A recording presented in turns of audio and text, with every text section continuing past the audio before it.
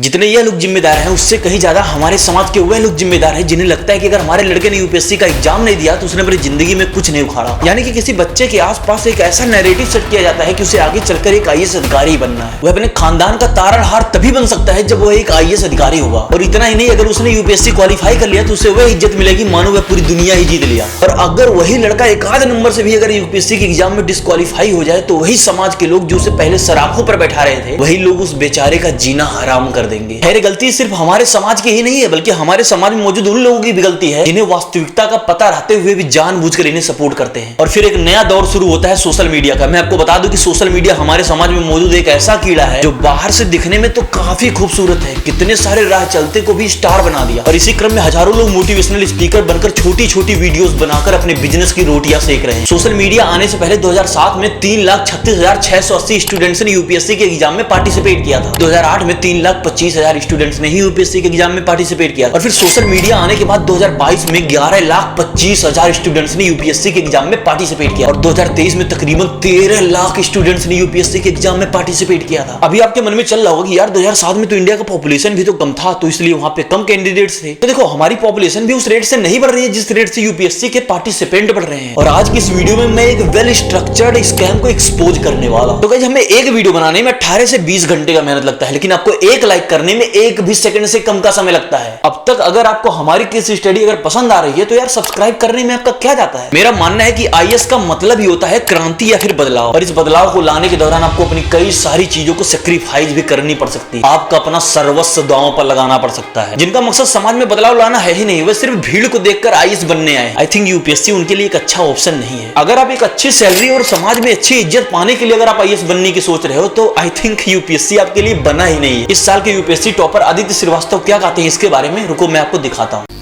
तो ये जो सर्विसेज हैं शायद आप लोगों ने भी थोड़ा बहुत सुना हो, लेकिन अधिकतर इन सर्विसेज को इस तरह से दिखाया जाता है कि गाड़ी बंगला और इज्जत मिलेगी तो आपको खुद को अच्छा लगेगा। लेकिन मैं एक और चीज़ इसमें बताना चाहता हूँ कि ये सारी चीज़ें हैं जो आप 1 महीना 2 महीना 100 दिन तक एंजॉय कर पाएंगे, उसके बाद इन चीज़ों का जो क्रेज़ है वो ख़त्म हो जाता है। ये सर्विसेज आपको उससे भी बड़ी चीज़ जो प्रदान करती हैं वो ये है कि आप ना सिर्फ खुद की बल्कि कई लाखों और जीवनों को प्रभावित कर सकते हैं। अगर आप हमारे समाज को ध्यान से देखोगे ना तो आपको समझ में आएगा कि हमारे समाज में एस्पिरेंट्स 3 टाइप में बटे हुए हैं। पहला, जिन्हें खुद से आईएएस बनने की जिज्ञासा होती है। दूसरे वह लोग होते हैं जिन्हें बनना कुछ और होता है, उनका मोटिवेशन कुछ और चीजों का होता है, लेकिन परिवार और समाज के दबाव में आकर यूपीएससी की तैयारी करने लगते हैं। और तीसरे वह लोग होते हैं जो मोटिवेशनल गुरुओं के फेक मोटिवेशन में फंसकर यूपीएससी की तैयारी करना शुरू कर देते हैं। और इन मोटिवेशनल गुरुओं का फंडा सिंपल होता है कि समाज के लोगों को इतने बड़े बड़े सपने दिखा दो कि जिनके सामने छोटी मोटी चीजें तो एग्जिस्ट ही ना करे। जैसे कि नौकरी तो सिर्फ एक ही है, बाकी तो सब नौकरियां हैं। भारत में नौकरी केवल एक है, आईएएस, बाकी तो नौकरियां हैं।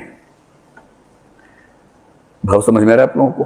हाँ, नौकरी तो एक ही आईएएस, बाकी सब तो चाकरी। इन गुरुओं के अनुसार आपकी सफलता का पैमाना यह नहीं है कि आप एक वेल एस्टेब्लिश बिजनेसमैन हो, आपकी सालाना टर्नओवर करोड़ों में है। इन लोगों को बिजनेस करोड़ों रुपए टर्नओवर से कुछ भी नहीं फर्क पड़ता है, बल्कि इन गुरुओं के अनुसार आप अपनी जिंदगी में सफल व्यक्ति तभी बन सकते हो जब आप एटलीस्ट एक बार यूपीएससी का एग्जाम वो भी फुल प्रिपरेशन के साथ दोगे। मेरा यहाँ पर आईएएस या फिर यूपीएससी जैसी चीजों का अपमान करने का मकसद नहीं है, बल्कि मैं यहाँ पर लोगों को समझाना चाहता हूँ कि लोग फेक मोटिवेशनल गुरुओं से बचें। और जब से सोशल मीडिया का बूम आया है तब से इन गुरुओं की दुकान बहुत ही तेजी से चमकने लगी है। मैं अपने पहचान के कई ऐसे लोगों को जानता हूं जो यूपीएससी को अपना भगवान नहीं मानते, बल्कि इन मोटिवेशनल गुरुओं को यूपीएससी से भी बड़ा भगवान मानते हैं। अब आप ही सोचो कि क्या कोई एग्जामिनर कभी एग्जाम से बड़ा बन पाएगा? ये तो वही वाली बात हो गई कि भगवान को मिलाने वाले बाबा लोग भगवान खुद ही बन गए। मैं इन मोटिवेशनल गुरुओं के कारनामा का एक आपको डेटा दिखाता हूं जिससे आपको समझ में आ जाएगा कि ये लोग कितने बड़े लेवल पे स्कैम कर रहे हैं हम लोगों के साथ। कहानी की शुरुआत होती है निधि खरे जी से, जो हमारे देश की पहली चीफ कमिश्नर है सीसीपीए की और 1992 बैच की आईएएस ऑफिसर भी है। सीसीपीए का मतलब होता है central consumer protection authority. Basically इसका काम होता है भ्रामक विज्ञापनों, अनफेयर टाइप के बिजनेसेस और उपभोक्ता के सारे अधिकारों को प्रोटेक्ट करना। और इन्हीं खरे मैम जी ने एक्शन लिया है कोचिंग माफियाज के ऊपर। कहानी की शुरुआत होती है अक्टूबर 2023 में, जब सीसीपीए द्वारा हमारे देश के 20 प्रतिष्ठित कोचिंग इंस्टीट्यूट को नोटिस दिया जाता है। और तो इनमें से 4 कोचिंग्स के ऊपर तो 1-1 लाख की पेनाल्टी भी मारी जाती है। और जो इकरा आईएएस है, ये इन्हीं गुरुजी का अपना कोचिंग इंस्टीट्यूट है। और जब आपको पता चलेगा कि गुरुजी के कोचिंग के ऊपर आखिर पेनाल्टी क्यों पड़ी, जब आपको इसका कारण पता चलेगा तो कसम से आप हंस पड़ोगे। और जो आपको यूपीएससी के कोचिंग के मामले में बड़े बड़े नाम दिखाई देते हैं, यह नोटिस लगभग सभी के पास पहुंची है। चाहे दृष्टि हो या फिर वाजीराव एंड रेड्डी हो या अनअकैडमी हो या फिर विजन आईएएस हो, सबके पास यह नोटिस पहुंची है। जितनी ही मोटिवेशनल गुरु जी की रील होती है, उससे भी कहीं ज्यादा फनी इस गुरु जी के कोचिंग को नोटिस मिलने का कारण है। अब जैसे ही इनके कोचिंग के ऑफिशियल वेबसाइट पे जाओगे तो इन्होंने खुद ही मेंशन कर रखा है कि हमारी कोचिंग 2018 में खुलती है। अब आप ही अपने कॉमन सेंस का यूज करो कि अगर कोई कोचिंग अगर 2018 में स्टैब्लिश होती है तो फिर 2015 और 2017 के टॉपर्स कैसे उस कोचिंग के स्टूडेंट हो सकते हैं। इकरा आईएएस ने क्लेम किया कि टीना डाबी, अथर आमिर और हिमांशु कौशिक जैसे 2015 और 2017 के टॉपर्स इनके स्टूडेंट हैं। तो फिर सीसीपीए ने इकरा आईएएस से इसका प्रूफ मांग लिया। और फिर दूसरी गलती जो इन्होंने दावा किया कि हमारा जो प्रीलिम्स का टेस्ट सीरीज है वह इंडिया का one of the best test series है और जो हमारे फैकल्टीज हैं वह भी इंडिया के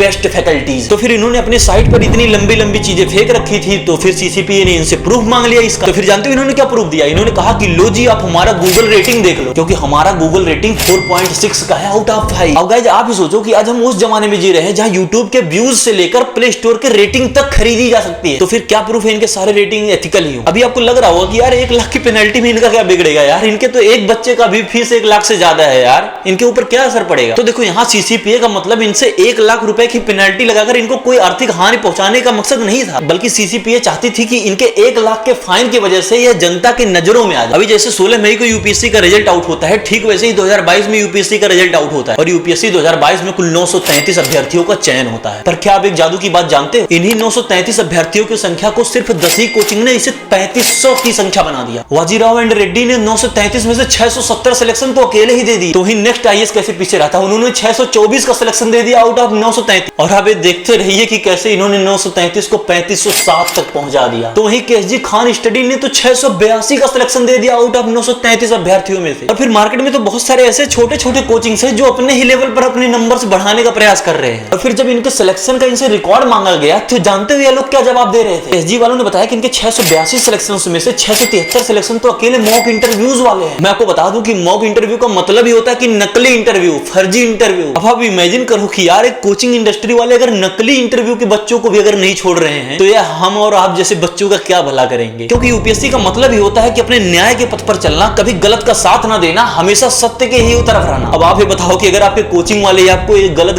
डेटा दिखाकर अगर आपको अपनी तरफ बुला रहे हैं यार, तो फिर ये आपको क्या सिखाएंगे? और केएसजी के जो मॉक इंटरव्यू से बचे 9 स्टूडेंट हैं, उनमें में से कुछ लोग टेस्ट सीरीज वाले होते हैं, 1-2 गिने चुने बस जनरल स्टडीज वाले स्टूडेंट होते हैं। अब आपको समझ में आ रहा होगा कि ये लोग यूपीएससी के नाम पर आपके साथ कितना बड़ा स्कैम कर रहे हैं। मैं आपको एक उदाहरण देता हूं कि एक गांव का भोला भाला बच्चा जिसे यूपीएससी के बारे में कुछ भी नहीं पता है, सिर्फ वह यूपीएससी के प्रिपरेशन के लिए पैशनेट है, वह दिल्ली आता है यूपीएससी के प्रिपरेशन के लिए। वह जब दिल्ली आता है तो वह इंटरनेट पे सर्च करता है कि बेस्ट यूपीएससी कोचिंग इन दिल्ली, तो उस भोले भाले बच्चों को इन्हीं सारे माफियाओं के ऐड दिखाई देते हैं। बच्चा जब इनका ये फेक स्टैटिक्स देखेगा ना, बच्चा पिघल कर सोचेगा कि यार कि मेरा भी सिलेक्शन सिर्फ 1 ही 2 सालों में पक्की है अगर मैं यहाँ से कोचिंग ले लेता हूँ। उसे लगेगा कि यार ये कोचिंग कितना बढ़िया यार, जो 933 में से 682 सिलेक्शन अकेले ही दे रहा है। उस भोले भाले बच्चों को तो इनके स्कैम के बारे में तो पता नहीं होगा। जब 2-3 सालों तक तैयारी करेगा, जब उसको अच्छे से इनके स्कैम के बारे में पता चलेगा तो उसका समय भी बीत चुका होगा और उसके पैसे भी डूब चुके होंगे। उसका हालत उसी धोबी के कुत्ते जैसा हो जाएगा, ना तो वह घर का रह पाएगा और ना ही घाट का रह पाएगा। और फिर कुछ ऐसे ऐसे करके कोचिंग वाले लोगों का खून चूस चूस कर, लोगों को मिसलीड कर करके अपने करोड़ों के बिल्डिंग खड़े कर देते हैं। ये तो हुआ कोचिंग इंडस्ट्री का पहला पहलू, लेकिन अब हम बात करते हैं कोचिंग इंडस्ट्री का दूसरे पहलू के बारे में। जैसे कि मैंने आपको पहले बताया था कि ये लोग गांव के भोले भाले लोगों को मिसलीड कर अपने कोचिंग में लाते हैं, लेकिन मैं अब आपको एक्सप्लेन करता हूं कि यह लोग कैसे एक भोले भाले बच्चे के मन में यूपीएससी का बीज अंकुरित करते हैं। तो देखो यूपीएससी का बीज हमारे नॉर्थ इंडिया में काफी कॉमन चीज है, क्योंकि जब हम छोटे से होते हैं तभी से हमें बताया जाता है कि हमें आगे चलकर एक कलेक्टर बनना है। तभी से एक छोटे से लड़के को उसके परिवार और उसके रिश्तेदारों द्वारा आईएएस के सिर्फ खासियतों को ही बताया जाएगा और यहीं से एक छोटे से बच्चे के मन में यूपीएससी का बीज पनपता है। और फिर बारी आती है इन सोशल मीडिया वाले बाबाओं की, जो इन छोटे छोटे बच्चों के मन में यूपीएससी का जो बीज पहले से ही पड़ा होता है